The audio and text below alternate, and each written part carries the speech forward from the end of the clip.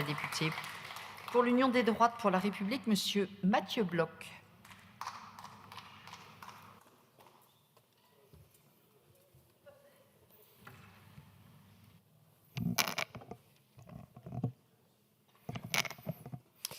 Madame la Présidente, Monsieur le Ministre, Monsieur le Président de la Commission, Messieurs les rapporteurs, mes chers collègues. Ordre public, sécurité, tranquillité de nos concitoyens. Voilà ce que vous prétendez vouloir restaurer, Monsieur le Ministre. Vous ambitionnez de trouver des réponses immédiates. Vous ambitionnez donc de riposter. Mais dites-moi, est-ce un cabinet de conseil ou une intelligence artificielle qui vous a soufflé cet acronyme ?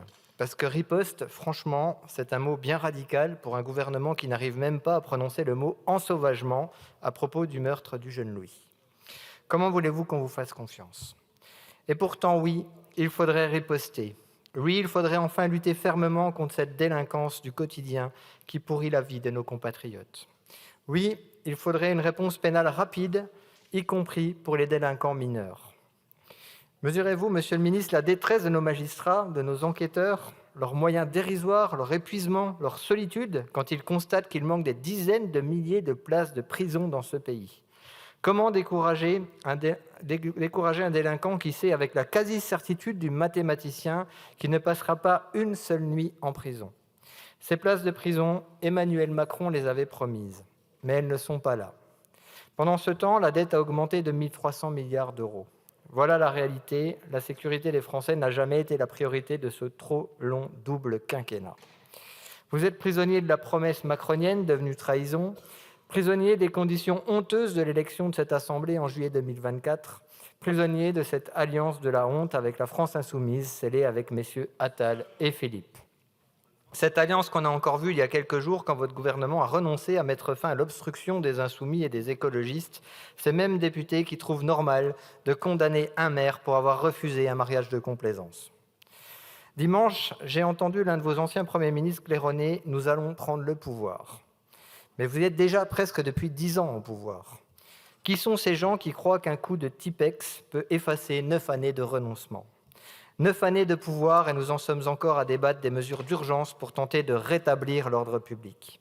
Et le résultat de ces 9 années, chers collègues, le voici. Votre propre majorité s'est absentée en commission des lois et la gauche, LFI, écologistes, socialistes, GDR, a purement et simplement vidé ce texte de sa substance.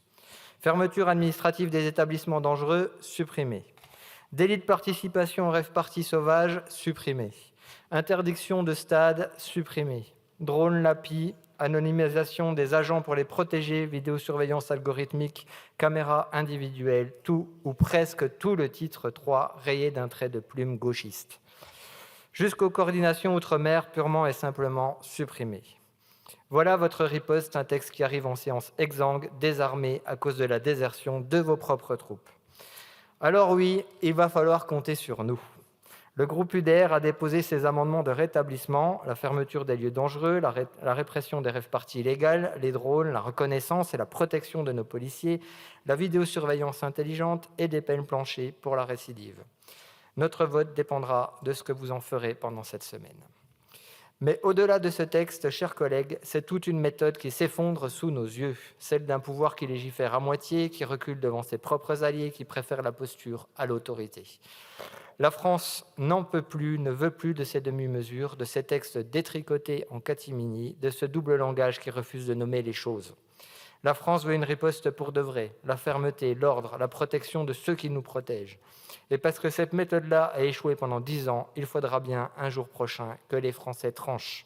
Ils le savent, nous le savons, il existe une candidature qui porte, sans trembler et sans s'excuser, cette exigence de sécurité, d'autorité et de souveraineté populaire. Une candidature de rupture avec cette gauche qui protège les délinquants et ce bloc central qui capitule. Une candidature de renaissance pour la France, celle de Marine Le Pen. Le peuple français a besoin d'un cap, pas d'un acronyme. Je vous remercie.